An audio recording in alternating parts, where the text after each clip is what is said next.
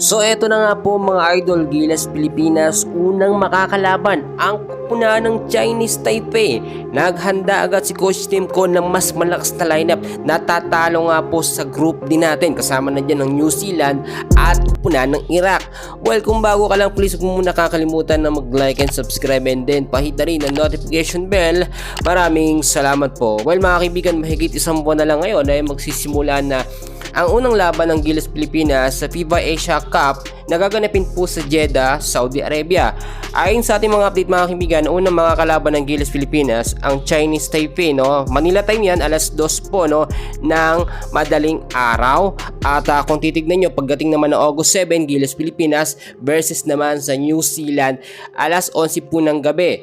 Pagdating naman ng August 9, Gilas Pilipinas versus Iraq, alas 4 ng hapon, Manila time. Marami tayong nakita dito mga kaibigan na posibilidad or mga senaryo na pwedeng mangyari. Ang kupunan po ng Chinese Taipei, alam naman natin hindi rin basta-basta, tinalo tayo niyan doon sa FIBA Asia Qualifiers.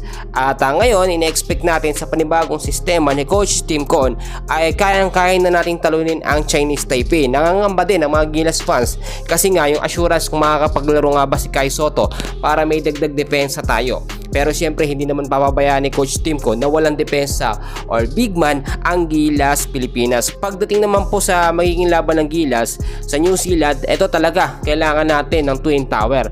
Matatangkad ho ang mga player ng New Zealand. So hindi tayo pwedeng magdepende sa small ball lineup o dapat meron tayong mga big man lagi na naka-lineup. Alam nyo, pag triangle offense talaga ni Coach Tim Con, fit talaga dyan yung mga player natin. At yun, yung makikita natin pagbabagong sistema.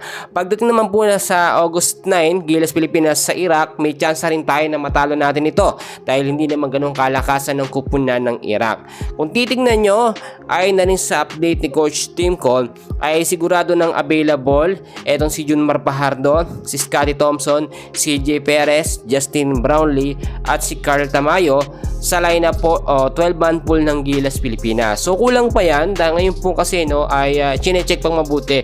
Ito nga po si Coach Tim Con ang mga player na magiging available na mapapasama sa lineup ng Gilas Pilipinas sa FIBA Asia Cup. So si Kai Sotto natin, nakita nyo nag-flex siya ng kanyang pangangatawan, ibig sabihin mas malaki ang chance na makapaglaro siya dahil nga po sa good condition ng kanyang medication at mabilis na recovery ng pangangatawan. Ang goal naman talaga dito ng Gilas Pilipinas mga kaibigan ko ay makapasok tayo sa gaganapin po na FIBA World Cup 2027. So mas maganda manalo at makakuha tayo ng gintong medalya dito sa FIBA Asia Cup dahil advantage po yun para sa Gilas Pilipinas. At yung matinding challenge naman na pwedeng makaharap nga ng Gilas Pilipinas o harapin ng Gilas Pilipinas ay ang mga kalaban nila ang kupunan ng New Zealand, which is nagbigay ng magandang performance sa recent na matches or games po ng New Zealand kasama ang Gilas Pilipinas.